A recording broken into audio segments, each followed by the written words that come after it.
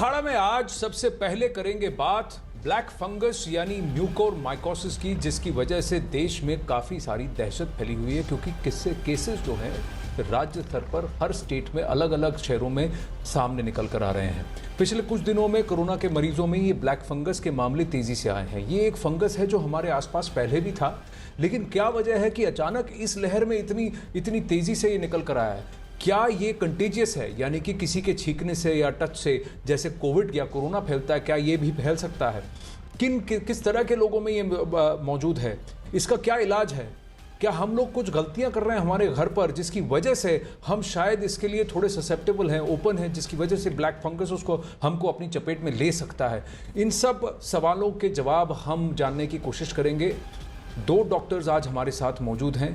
एक तो professor HBT medical college और doctor RN. Cooper hospital Mumbai में भी कंसल्ट करते हैं और बहुत ही जाने माने डॉक्टर ईएनटी स्पेशलिस्ट हैं, डॉक्टर समीर भार्गव हमारे साथ हैं। डॉक्टर समीर नमस्ते। और डॉक्टर कुणाल बारानी सीनियर कंसल्टेंट न्यूरोलॉजी भी हमारे साथ हैं, आपको भी नमस्ते। मेरा सबसे पहले सवाल डॉक्टर समीर आपसे है कि ब्लैक फंगस के जो मामले हैं ये सिर्फ भारत में ही क्यों दिख रहे हैं? देखिए, ऐसा है कि सबसे पहले तो मैं ये चीज़ क्लैरिफाई करना चाहता हूँ कि ब्लैक फंगस जो है वो फंगस का कलर नहीं है, क्योंकि ये जब पेशेंट को इन्फेक्ट कर देता है तो जो हमारी अंदर की म्यूकोजा है उसमें ब्लड सर्कुलेशन कम होने की वजह से वहाँ पे कालौसी आ जाती है, इसलिए हम उसको ब्लैक फंगस कहते हैं। अच्छा, दूसरी चीज़, ये बीमारी जो है वो कुछ 2-3 साल पहले सभी पूरे जग में रहती है, पर बहुत कम मात्रा में हम ये केसेस देखते हैं, क्योंकि ये एक फंगल इन्फेक्शन है और ये एक अपॉर्चुनिस्टिक फंगल इन्फेक्शन है। मतलब कि मौका पाने पे ये फंगस जो है वो अपना जो है वो सर उठा लेता है। तो दूसरे देशों में भी ये दिखाई देती हैं, बट बहुत कम मात्रा में। और इस साल और पिछले साल भी फर्स्ट वेव जब कोविड की हुई थी, उसमें भी हमने कुछ म्यूकोरमाइकोसिस के केसेस ज्यादा मात्रा में दिखाई दिए थे। इस साल तो ये बहुत ज्यादा, मतलब लिटरली एक एपिडेमिक ही हो गया है म्यूकोरमाइकोसिस का।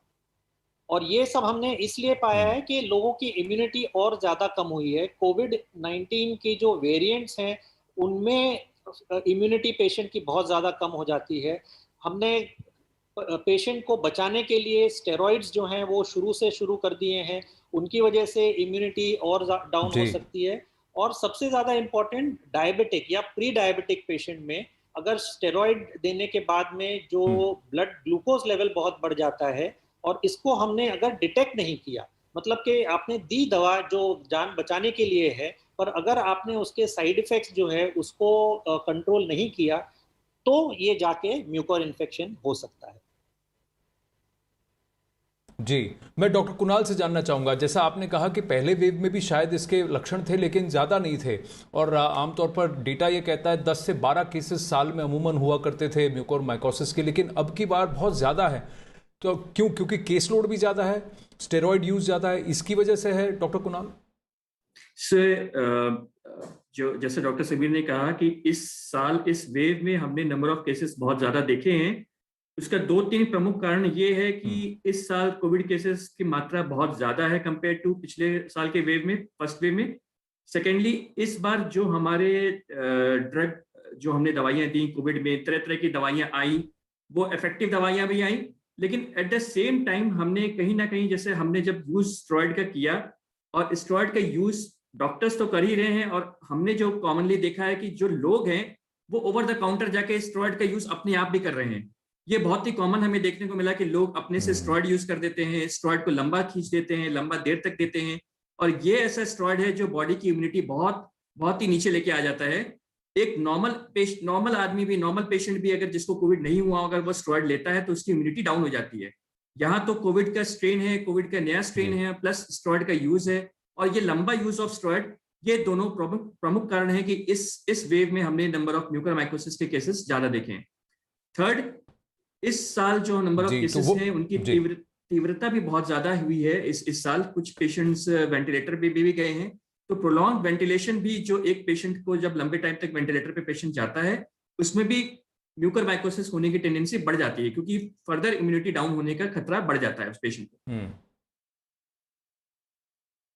तो आपका कहना है कि इस बार थोड़ा सा लेवल ऑफ प्ले जो है, जगह जो है इस फंगस को अपने पैर फैलाने के लिए या फिर शिकंजे कसने के लिए मौका थोड़ा ज़्यादा दिया है कहीं ना कहीं। डॉक्टर समीर, क्या इलाज में लापरवाही की वजह से ब्लैक फंगस हो रहा है?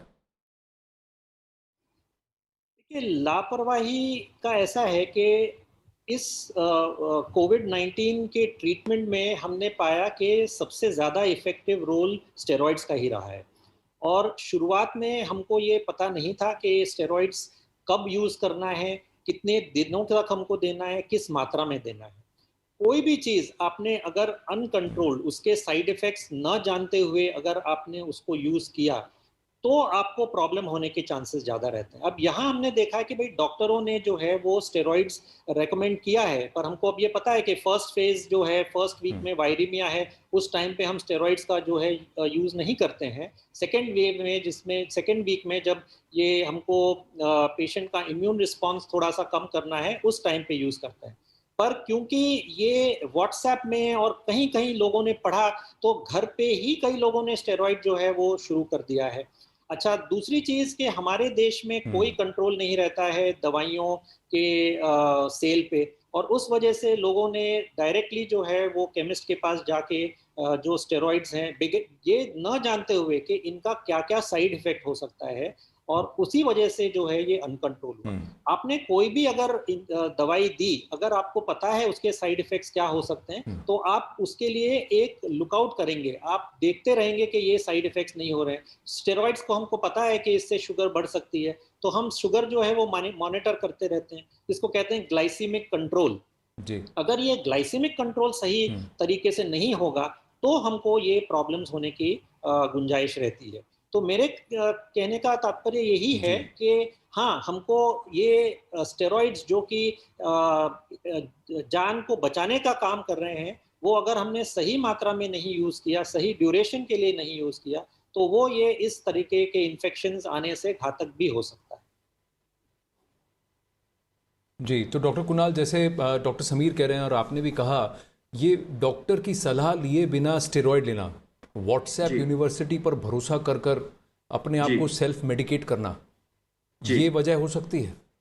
ये बहुत कॉमन वजह देखने को मिली है, और ये ऐसे पेशेंट्स आते भी हैं जो 2-2 हफ्ते, 3-3 हफ्ते स्टेरॉइड का यूज कर रहे हैं, और एक बार कंसल्ट अगर डॉक्टर को आपने किया, तो हर पेशेंट को यही कहा जाता है कि आप निरंतर डॉक्टर के टच में रहें, भले उनसे वीडियो कॉल करें, भले उनसे मिले आके, लेकिन एटलीस्ट टच पे रहें। पेशेंट एक बार कॉल करता है, पेशेंट एक बार कंसल्ट करता है, स्टेरॉइड का यूज करना शुरू करता है, फिर उसके बाद उसी डोज पे लगातार रहता है। सबसे इंपॉर्टेंट ये है कि हमें स्टेरॉइड का यूज एक लिमिटेड टाइम तक करना है, वो 5 डेज 7 डेज तक करना है, लेकिन वो ड्यूरेशन भी डॉक्टर डिसाइड करेगा, ना कि पेशेंट खुद से डिसाइड करेगा। और किस डोज में देना है, ये सबसे इंपॉर्टेंट है। कुछ पैरामीटर्स होते हैं जो हमें देखने होते हैं कोविड में, कि हमारा जो इन्फ्लेमेटरी मार्कर्स हैं वो कंट्रोल हो रहे हैं, नहीं हो रहे हैं, हमारा फीवर कितना कंट्रोल हो रहा है, हमारा ये सारे पैरामीटर्स को देख के ही हम स्टेरॉइड का डोज को कम ज्यादा कर पाते हैं, और हमें एक लिमिटेड टाइम तक देना है। लेकिन यहाँ देखने को मिल रहा है कि पेशेंट एक बार शुरू कर रहा है, वो लगातार 2 हफ्ते 3 हफ्ते तक स्टेरॉइड यूज कर रहा है। डायबिटिक पेशेंट को पता ही नहीं है मरीज को कि मुझे शुगर की बीमारी पहले से है, शुगर कंट्रोल नहीं हो पा रहा है, शुगर अनकंट्रोल हो रहा है। बिकॉज मैक्सिमम केसेस इवन हम ये भी देख रहे हैं कि जो होम आइसोलेशन में भी हैं, वो पेशेंट भी अपने घर पे भी रहते हुए शुगर पे कंट्रोल नहीं कर पा रहे हैं, क्योंकि वो डॉक्टर से मिल नहीं पा रहे हैं, डॉक्टर से कंसल्ट नहीं कर पा रहे हैं, और उनका एक ही एम है कि स्टेरॉइड लो और जान बचाओ। लेकिन वही घातक साबित हो रहा है। नंबर ऑफ डेज स्टेरॉइड का हमें लिमिट करना है, डोज पे हमें नियंत्रण रखना है, जिसकी वजह से ये इस बड़ी बीमारी से बच सकते हैं। क्योंकि अगर एक बार इस बड़ी बीमारी के चपेट में हम आते हैं, तो आगे के लिए बहुत मुश्किल हो जाती है। जी, तो इम्यूनिटी बढ़ाओ, शुगर घटाओ, ये मूल मंत्र होना चाहिए, जरूरी है। लेकिन उल्टा इसके विपरीत जो है वो कृत्य कर रहे हैं। लेकिन डॉक्टर समीर, मैं एक और बात आपसे जानना चाहता हूं। अगला सवाल जो है कि इस बार हमने एक O2 पैरानोया देखा, यानी कि ऑक्सीजन पैरानोया। लोगों ने घर में सिलेंडर खरीद के रख लिए और फिर खुद ही ऑक्सीजन लेने लग गए। क्या ये असुरक्षित तरीके से ऑक्सीजन देने या लेने से खतरा भी बढ़ा है? देखिए, एक आध थियरीज ये भी हैं कि जो ऑक्सीजन पेशेंट को डिलीवर हो रहा है, भले जैसे वेंटिलेटर सपोर्ट पे हैं या होम ऑक्सीजन पे हैं, अगर वो जो डिस्टिल्ड वाटर के थ्रू जो ऑक्सीजन डिलीवर हो रहा है, अगर वो वाटर ही कंटामिनेट हो, तो उससे भी इन्फेक्शन फैलने के चांसेस रह सकते हैं। उसी तरह से हमने देखा है ग्रामीण जगहों पे लोगों ने मास्क जो यूज किए हैं, वो मास्क अगर आपने कई दिनों तक वही मास्क यूज करते रहे हैं आप, बिल्कुल ही जिसको हम कहते हैं कि क्लीन किए बगैर सॉइल मास्क आपने यूज किए, क्योंकि म्यूकोर जो जो फंगस है वो सभी जगह होता है, जनरली सॉइल में होता है, कंस्ट्रक्शन साइट में होता है, बल्कि कई तरह के फंगस तो हमारे एसी के डक्ट्स में भी होते हैं। तो अगर हमारी इम्यूनिटी लो हुई, और हमने ये सारे कारण अभी जो एन्यूमरेट किए हैं जिनकी वजह से इम्यूनिटी लो हो सकती है, और तो हमको ये प्रॉब्लम हो सकती है। और एक और एडिशनल कारण है, जो कोविड-19 का जो इन्फेक्शन रहा है उसमें एक चीज हमने देखा है कि कई पेशेंट्स की सीरम फेरेटिन, जो ब्लड में आयरन का जो कंटेंट है, वो अगर बढ़ जाता है तो ये म्यूकोर इन्फेक्शन जो है उसको फेरेटिन की जरूरत रहती है पनपने के लिए, और ये भी एक कारण जो है वो हमने पाया है। तो कई सब कारण मिलके जो है वो ये बीमारी का फाइनल रूप धारण कर रहे हैं। तो हर लेवल पर सावधानी बरतने की ज़रूरत है। ऑक्सीजन की हम बात कर रहे थे, तो डॉक्टर कुणाल, क्या ऑक्सीजन जो ख़राब ऑक्सीजन सिलेंडर हैं, ये जो कई लोग हैं मेकशिफ्ट ऑक्सीजन सिलेंडर या ख़राब oxygen cylinder, shared oxygen cylinders, क्या इसकी वजह से भी हो सकता है? जी, इस बार के वेव में हमें सबको दिख रहा है कि ऑक्सीजन की रिक्वायरमेंट बहुत हाई हो गई है। पेशेंट तो कोविड होते ही ऑक्सीजन सैचुरेशन डाउन होने की टेंडेंसी बढ़ गई, बिकॉज ये जो म्यूटेंट स्ट्रेन आया है उसकी ये एक बहुत बड़ी वजह है। हाँ, ये एक थ्योरी जरूर है जो हमारे बीच निकल के आ रही है, जो हम लोग ने देख रहे हैं कि अगर, जैसा डॉक्टर समीर ने बताया, ह्यूमिडिफाइड ऑक्सीजन बहुत जरूरी होती है। जो ह्यूमिडिफाइड ऑक्सीजन है वही हमें लेना चाहिए, ना कि कई बार बिना ह्यूमिडिफाइड ऑक्सीजन लिए भी लोग ऑक्सीजन लेने लगते हैं, मास्क लगा देते हैं। तो वो एक तो ह्यूमिडिफाइड ऑक्सीजन होना चाहिए, दूसरा उसमें जो वाटर होना चाहिए वो बहुत ही प्योरीफाइड फॉर्म में होना चाहिए, और उस जो हमारा ह्यूमिडिफाइड ऑक्सीजन का जो हमारा, जिसको हम लोग कहते हैं, जो जो एपेरेटस होता है, उसको भी हमें क्लीन रखना है। उसको हर हर थोड़े दिनों में हमें क्लीन रख के उसको प्रॉपर तरीके से कॉन्टेमिनेशन फ्री रखना है, ताकि ऐसे जगह पे फंगस पनपने के चांसेस ज्यादा होते हैं, जिससे हम बच सकते हैं। तो ऑक्सीजन थ्योरी डेफिनेटली इस बार के वेव में, क्योंकि ऑक्सीजन का यूज ज्यादा है और गलत गलत तरीके से हम कई बार ऑक्सीजन को यूज पेशेंट कर रहे हैं अपने पास तरीके से, ये भी एक बड़ी वजह निकल के आ रही है कि इस वेव में हम म्यूकर के केसेस जो ज्यादा देख पा रहे हैं पिछले साल की अपेक्षा।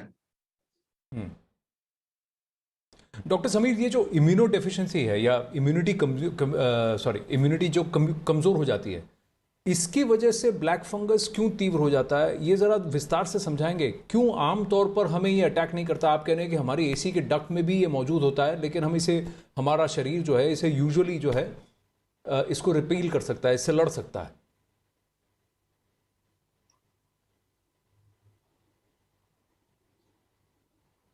नहीं, बिल्कुल, क्योंकि हमारे शरीर में जो फॉरेन बॉडी अंदर जाती है, फैकोसाइटिक मैकेनिज्म रहता है, जिससे ये बॉडी उसको अटैक करके उसको जो है वो शरीर से निकाल देती है, निगल जाती है। पर जब जब ये इम्यूनिटी डाउन होती है, और हमने सारे कारण जो है वो अभी आपको बताए हैं कि जिससे इम्यूनिटी डाउन हो सकती है, उन कारणों से ये इन्फेक्शन जो है वो पनपने लगता है। और पर्टिकुलरली जैसे मैंने कहा कि कई कारण हैं कि भाई शुगर जो है वो बढ़ा हुआ है, फेरिटिन लेवल्स बढ़ जाते हैं, हाइपोक्सिया हो जाता है, पेशेंट का जो ऑक्सीजन लेवल कम है, हाई ग्लूकोज लेवल्स हैं, एसिडिक मीडियम हो जाता है। कई पेशेंट जिनको डायबिटिक होते हैं उनको अगर मेटाबॉलिक एसिडोसिस हो जाता है, डायबिटिक कीटो एसिडोसिस हो जाता है। ये सब जी। कारण जो हैं वो इन्फेक्शन को पनपने का जो है एक सोर्स मिल जाता है, और इसी की वजह से ये म्यूकोरमाइकोसिस जैसा इन्फेक्शन जो है वो लो इम्यूनिटी में होता है। अब ये म्यूकोरमाइकोसिस जो हम पहले देखते थे वो जिन पेशेंट्स की इम्यूनिटी लो होती है उनमें ही देखते थे, जैसे कि जिनके ऑर्गन ट्रांसप्लांट्स हुए हैं, एड्स की बीमारी उनको रही है, कई हिमेटोलॉजिकल मैलिग्नेंसीज हुई हैं, ये सब कंडीशंस में हम पहले देखते थे। और कोविड-19 में ये चीजें अलोंग विद द स्टेरॉइड्स जो है और डायबिटिक पेशेंट में ये ज्यादा पाया गया है। इसी वजह से जो है ये म्यूकोरमाइकोसिस बीमारी तकरीबन जितने पेशेंट्स हमने देखे हैं सभी जो है या तो प्री डायबिटिक या डायबिटिक रहे हैं, उनमें ही ये बीमारी जो है हमने देखी है। जी, लेकिन डॉक्टर कुणाल, क्या घर पर बिना डॉक्टरी सलाह के अगर मैं ऑक्सीजन लेता हूं तो क्या मैं अपना रिस्क बढ़ा रहा हूं? कहीं पर भी जब आपने सेल्फ मेडिकेशन की बात की, हमने उसकी भी बात की, लेकिन जब हम अपने आप को खुद को ट्रीट करने की कोशिश कर रहे हैं, ऑक्सीजन लेने या देने की कोशिश कर रहे हैं बिना डॉक्टरी सलाह के, ये भी रिस्की है? जी एकदम। ऑक्सीजन एक तो लेना, घर पे स्टोर करना, जो हमने कईयों को इस बार देखा पेशेंट्स को जो अपने घर पे ऑक्सीजन सिलेंडर रख रहे हैं, हम्म, ऑक्सीजन यूज हो ना हो वो ऑक्सीजन लगा लेते हैं अपने कि हमें ऑक्सीजन मिलता रहे, ये सारी जो है प्रैक्टिस गलत है। पेशेंट्स को खुद से कभी भी बिना डॉक्टर के सलाह के एक तो ऑक्सीजन पे नहीं जाना चाहिए, क्योंकि हमारे आईसीएमआर ने पूरी गाइडलाइंस बनाई हुई हैं, हमारे डॉक्टर्स उस चीज को फॉलो कर रहे हैं कि हमें ऑक्सीजनेशन कितना रखना है, हमारा ऑक्सीजन लेवल कितना होना चाहिए। और ये भी डिपेंड करता है कि मरीज किस कैटेगरी का है। सो सपोज अगर कोई मरीज पहले से दमे का पेशेंट है, सीओपीडी का पेशेंट है, तो उसमें हमें ऑक्सीजन बॉडी में कितना रखना है उसका लेवल अलग है। एक नॉर्मल पेशेंट है, उसमें हमें ऑक्सीजन लेवल रखना है जी उसका अलग है। तो ये सलाह और डॉक्टर से ही मिलके हो पाएगी। अगर अपने से आप बस ऑक्सीजन लगा लो, वो भी आप जो ऑक्सीजन मास्क होता है वो कितनी सफाई है, उसमें कितनी सफाई नहीं है, जैसा हमने बताया कि ह्यूमिडिफाइड ऑक्सीजन होना चाहिए, उसको आप कितना केयर कर रहे हो, उसमें कितनी गंदगी है, कितनी सफाई है, इन सब चीजों से बहुत फर्क पड़ता है। उस टाइम हमें नहीं पता चलता, हमने तो उस समय हमें यही लगता है कि हमें अपनी जान बचानी है, हमें ऑक्सीजन की जरूरत है, लेकिन ये सारी चीजें जो है इसका असर हमें बाद में भी दिखता है। फंगस तो एक एक नई बीमारी आ गई है, जो पहले भी थी ये बढ़ गई है, लेकिन इसके अलावा भी मतलब अगर मैं इसको हटा भी दूं तो भी जो है जी ऑक्सीजन का use without consult to doctor, without doctor के कंसल्ट से कभी नहीं करना चाहिए। उनसे पूछ के ये करना चाहिए कि हमें कितना लेवल रखना है और किस हद तक देना है, कितने दिन तक देना है। ये सारी चीजें एक डॉक्टर से परामर्श के बाद ही होनी चाहिए, ना कि अपने मन से ये यूज करना चाहिए। जी, जैसे कहते हैं कि जल जीवन देता भी है, जीवन लेता भी है, वैसे ही ऑक्सीजन जीवन देता भी है और जीवन लेता भी है। हर चीज़ का सही मात्रा में सही तरीके से प्रयोग उपयोग करना बहुत आवश्यक है। पर डॉक्टर समीर, म्यूकोरमाइकोसिस की तरफ आते हैं, ब्लैक फंगस की तरफ आते हैं। अगर मैं कोरोना पेशेंट हूँ और मैं, तो क्या मुझे कोविड के साथ साथ रिकवरी पीरियड में ब्लैक फंगस हो सकता है, या फिर मेरी रिकवरी के बाद मुझे ब्लैक फंगस होगा या म्यूकोरमाइकोसिस हो सकता है? और इसके लक्षण क्या हैं, सिम्टम्स क्या हैं? देखिए, ज़्यादातर हमने देखा है कि ये विदिन अ मंथ और सो, मतलब 4 से 6 हफ्ते के अंदर हम्म, पेशेंट्स घर जा रहे हैं और उसके बाद में उनको म्यूकोरमाइकोसिस के लक्षण के साथ वो वापस आ रहे हैं। पर आज हमने ये भी देखा है कि पेशेंट्स को कोविड इन्फेक्शन होने के टाइम पे भी उनको म्यूकोर इन्फेक्शन हो रहा है। तो ये बहुत ज़रूरी है कि जब पेशेंट हम्म, को, या आपको माइल्ड इन्फेक्शन हुआ हो या मॉडरेट इन्फेक्शन हुआ हो, तो पेशेंट को हम इंस्ट्रक्शंस देते हैं कि भाई आपका जो शुगर लेवल है वो आप ज़रूर कंट्रोल करें। 200 के नीचे शुगर लेवल रहना चाहिए। आप रेगुलरली जो है उसका चेकअप करते रहें। ये नहीं कि भाई इस खुशी में कि भाई हम कोविड इन्फेक्शन से बच गए हैं, अब हम जो है वो कोई भी एहतियात नहीं बरतें और हम खाना पीना जो है वो सब शुरू कर दें। थोड़ा सा एक्सरसाइज, आपकी शरीर जब थोड़ा सा उसके स्ट्रेंथ आ जाती है, आप एक्सरसाइज शुरू करें, क्योंकि हम्म, लोग घर पे बैठे हुए हैं, एक्सरसाइज नहीं हो रहे हैं, कुछ भी खा पी रहे हैं। तो ये ज़रूरी है कि शुगर लेवल आपका जो है वो बिल्कुल कंट्रोल रहे। अच्छा, पेशेंट्स जब घर जाते हैं हम्म, उनको हम ये सब इंस्ट्रक्शंस दे देते हैं कि भाई अगर आपको ये जो लक्षण हैं, अगर आपको ये सिम्टम्स अगर आपने देखें, तो आप ज़रूर तुरंत आपके डॉक्टर को, ईएनटी या जो भी फिजिशियन आपको ट्रीट कर रहा है उसको आप जाके जाके बता दीजिए। तो इम्पॉर्टेंट सिम्टम्स जो रहते हैं, अगर नाक में बहुत ड्राइनेस हम्म, महसूस हो रही है, नाक से कुछ डिस्चार्ज आ रहा है, या कभी-कभी हल्का सा ब्लड स्टेनिंग उसमें हो रहा है, अगर दर्द हो रहा है, आँख में दर्द है, चेहरे पे दर्द है, दाँतों में दर्द अगर हो रहा है, दाँत अगर हिलने लगे हैं, या अगर आपको कुछ नमनेस, सूनापन जो है वो स्किन में, चीक्स पे अगर आना शुरू हो गया है, अगर आपको कुछ थोड़ा धुंधला दिखाई देने हम्म, लगा है, या अगर आपको कभी-कभी, जिसको हम कहते हैं ऑल्टर्ड सेंसोरियम, अगर कभी-कभी ऐसा लगे कि चक्कर जैसा आ रहा है, तो ये सब जो हैं वो लक्षण हैं हम्म, कि आपको कोई और प्रॉब्लम हो सकती है, और इसके लिए आपको जो है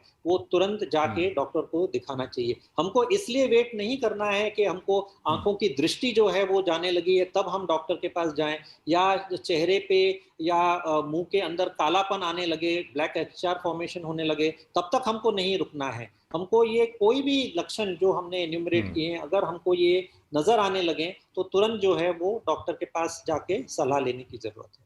कई पेशेंट्स हमको हम देख रहे हैं जी आजकल जो जी। सिर्फ दांतों में इन्फेक्शन के साथ में दांत के पास से पस आ रहा है, और हम जब उनको इन्वेस्टिगेट कर रहे हैं, उनका स्कैन्स कर रहे हैं, तो देखते हैं कि ये सिर्फ प्लेन साइनोसाइटिस ही नहीं है, ये इन्फेक्शन फंगल इन्फेक्शन भी हो गया है। हम्म।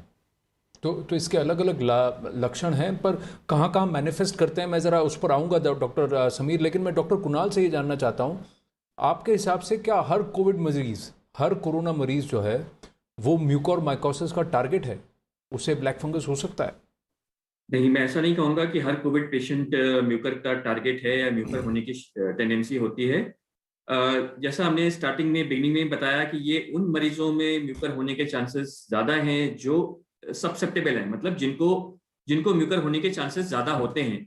जैसे कि अगर किसी डायबिटिक पेशेंट को कोविड हो गया हो और उसमें हम अगर स्टेरॉइड का यूज कर रहे हैं, सो अगर हम लोग जैसे बताते हैं कि माइल्ड केस है, मॉडरेट है, सीवियर है, माइल्ड कोविड केसेस में जहां हमें स्टेरॉइड का यूज एकदम नहीं करना, ऐसे मरीज को म्यूकर माइकोसिस होने के ना के बराबर चांसेस होते हैं। जहां पे हम स्टेरॉइड का यूज नहीं कर रहे हैं, पेशेंट माइल्ड पेशेंट है, सब चीज ठीक चल रहा है, ऑक्सीजन रिक्वायरमेंट नहीं हो रही है, ऐसे मरीजों को म्यूकर होने के चांसेस नहीं होते हैं।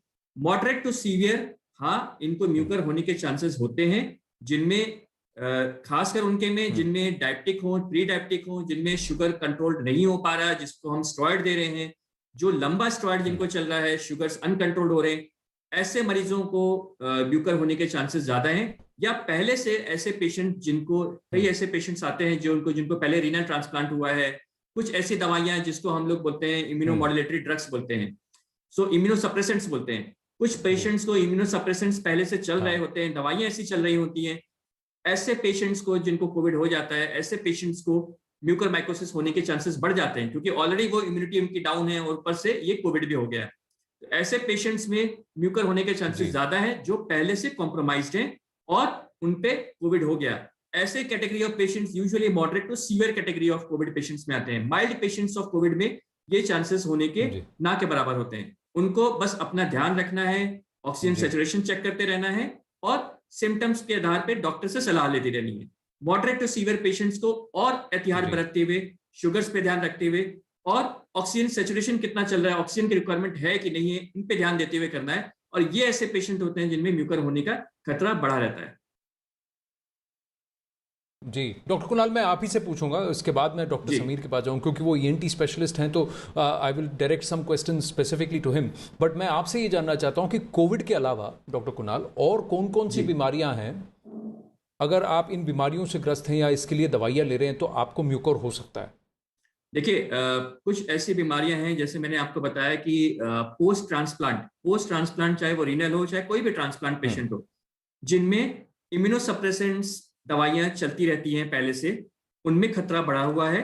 दूसरा, न्यूरोलॉजिकल पेशेंट्स भी हैं जिनमें इम्यूनोसप्रेसेंट्स चलते हैं। कई न्यूरोलॉजिकल ऐसी बीमारियां होती है जिनमें इम्यूनोसप्रेसेंट्स का हमें यूज करना होता है। ऐसे पेशेंट्स को अगर कोविड हो जाए तो उनमें खतरा है। या फिर पहले से किसी को कैंसर पेशेंट हो, ब्लड कैंसर, खासकर ल्यूकीमिया होते हैं जिनको, ऐसे ब्लड कैंसर पेशेंट्स में भी इस तरह का खतरा होना बढ़ जाता है।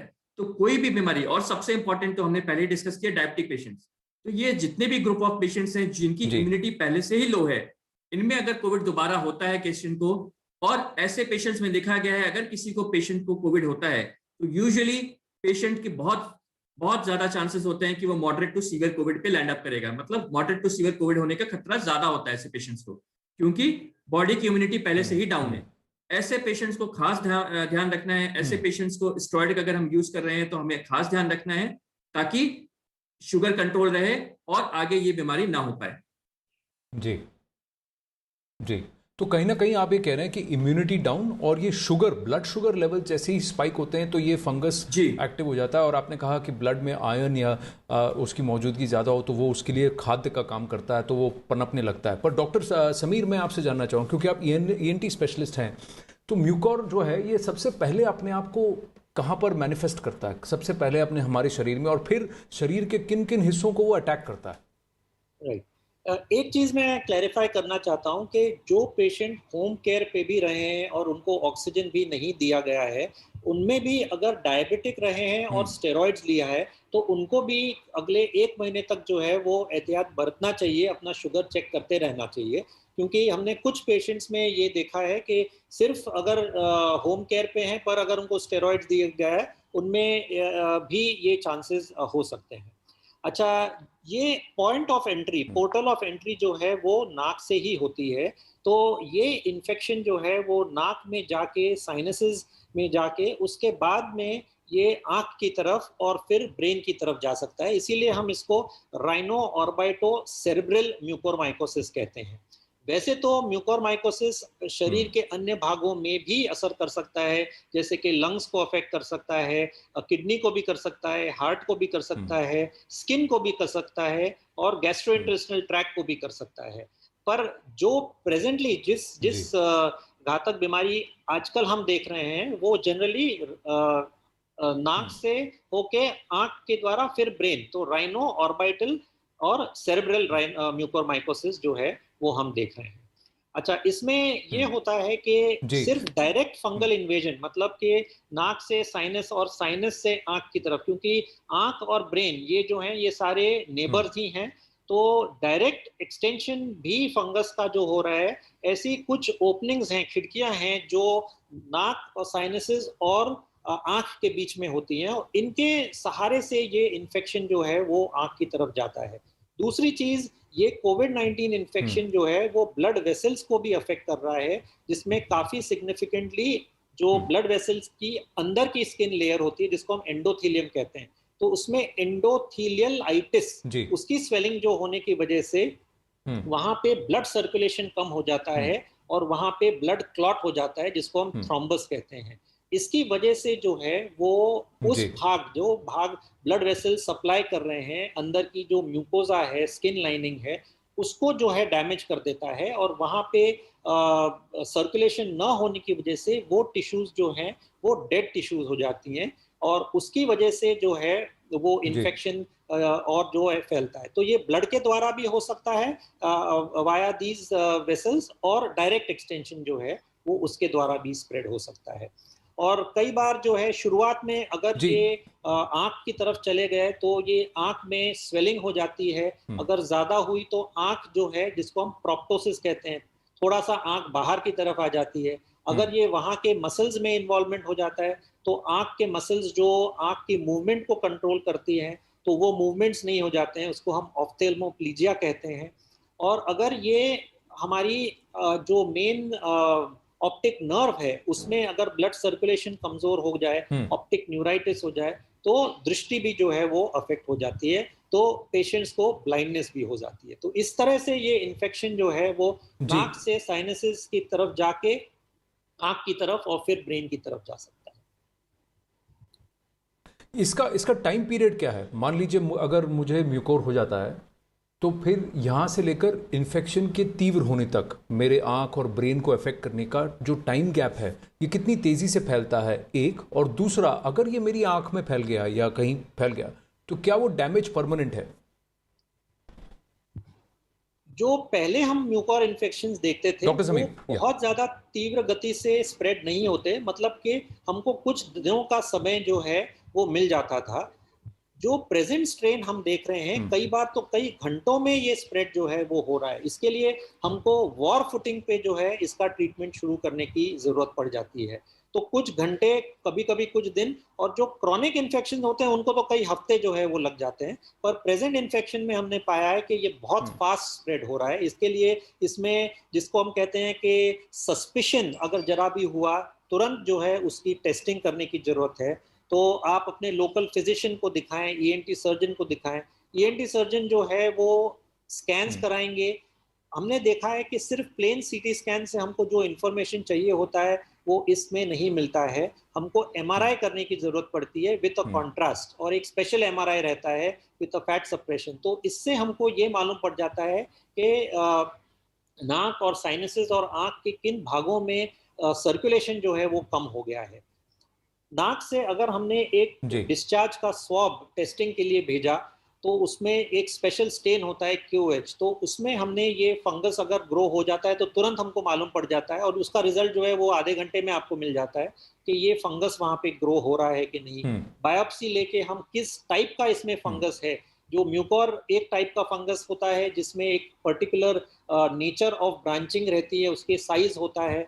कुछ और फंगस भी अग्रेसिव फंगस होते हैं, एस्परगिलस होता है, उसकी अलग टाइप की आर्किटेक्चर होता है, मॉर्फोलॉजी होती है। तो हमको ये पता चल जाता है कि ये किस टाइप का फंगस हो रहा है, और तुरंत जो है फिर उसका ट्रीटमेंट जो है शुरू जी करने की जरूरत पड़ जाती है। और ट्रीटमेंट जो है, क्योंकि ये एक फंगल इन्फेक्शन है, तो बहुत ज़रूरी है कि एंटी फंगल मेडिकेशन जो है वो हमको शुरू करनी है, और वो तुरंत शुरू करनी है।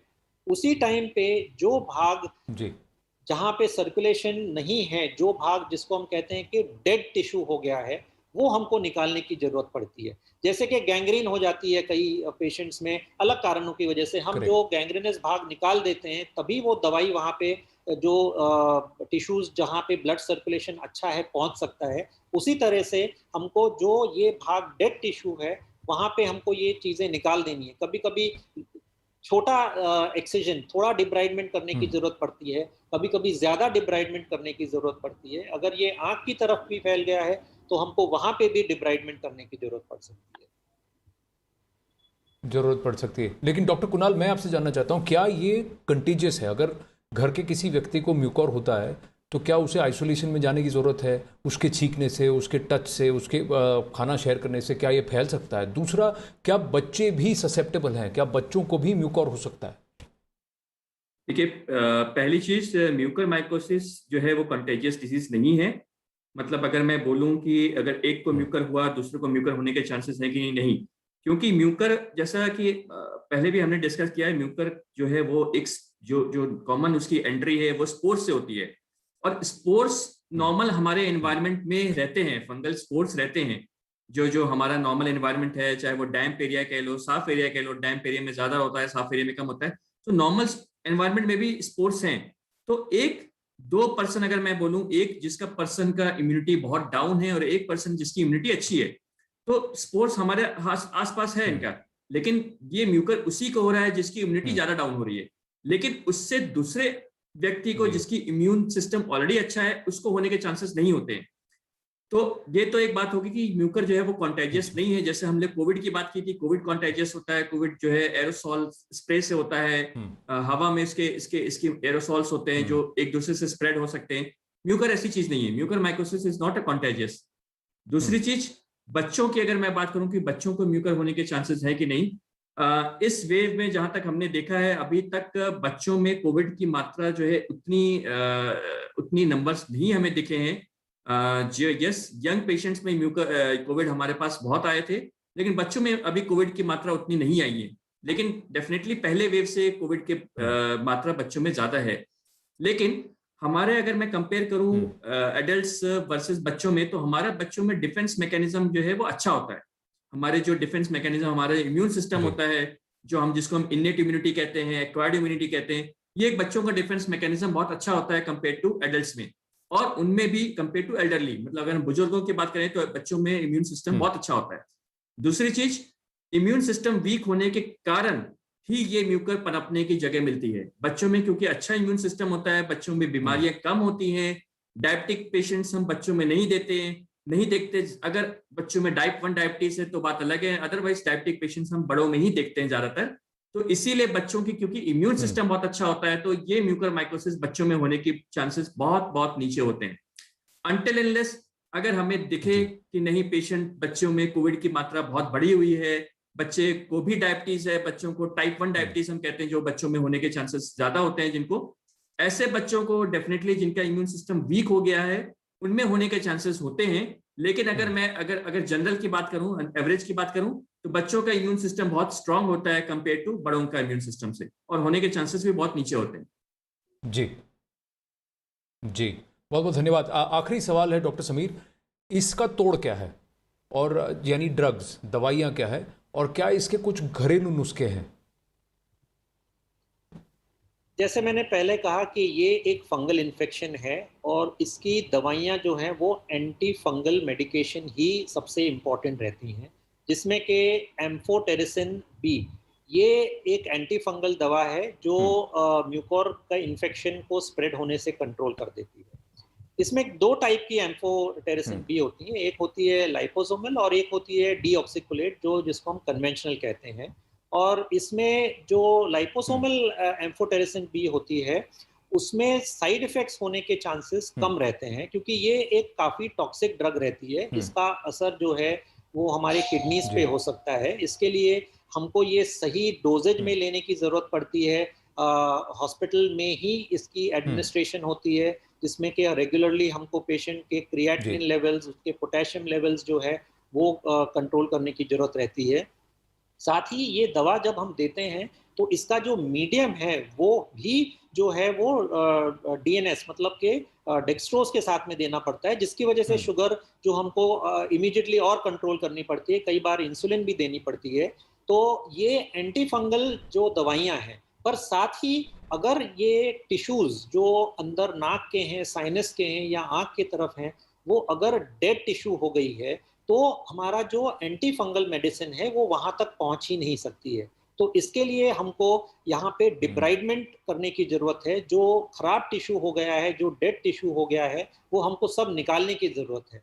और ये ज़रूरी है कि हम जो टिश्यू डेड हो चुका है वो पहले से ही अगर हम आइडेंटिफाई कर लें, क्योंकि ये हमको एक बार जो पहली सर्जरी हम करें वही हमारी जो है वो बेस्ट सर्जरी होनी चाहिए। तो अगर हमने वो एमआरआई पे आइडेंटिफाई कर लिया कि ये सब जगह पे ब्लड सर्कुलेशन बिल्कुल नहीं है या कम है, और हमको अगर टिश्यू लोड जो कि हमारे एंटी फंगल जाके उसको टैकल करने के लिए अगर हमने वो कम कर दिया, तो हमारा एंटी फंगल मेडिकेशन जो है वो ज़्यादा अच्छी तरह से और ज़्यादा सूक्ष्म तरीके से जो है पहुँच के जी। वो फंगस को जो है वो मार सकता है। अच्छा, इसी के साथ में कुछ और जी। दवाइयाँ भी हैं जो हम पेशेंट्स को यूज़ कर रहे हैं। उनमें कुछ एंटी फंगल मॉलिक्यूल्स हैं, जैसे कि पोसाकोनाज़ोल है, इसावुकोनाज़ोल है, पर जो बेस्ट मेडिसिन है वो एम्फोटेरिसिन बी है। पर ये दवा जो है वो आजकल भी है। काफ़ी शॉर्टेज हो गई है, क्योंकि बहुत सारे केसेस हो गए हैं। दूसरी चीज़ जो लाइपोसोमल वैरायटी है उसका कॉस्ट बहुत ज़्यादा होता है। तो आम पेशेंट को ये अवेलेबिलिटी के साथ-साथ कॉस्ट का इफ़ेक्ट भी जो है वो हो रहा है। जिन पेशेंट्स को हम ये नहीं दे सकते हैं, तो हम जी। जो है सेकंड लाइन ऑफ ट्रीटमेंट में, जैसे मैंने कहा कि दूसरे एंटी फंगल ड्रग्स हैं, पोसाकोनाज़ोल है, इसावुकोनाज़ोल है, वो हम इन पेशेंट्स को यूज़ कर रहे हैं। जी।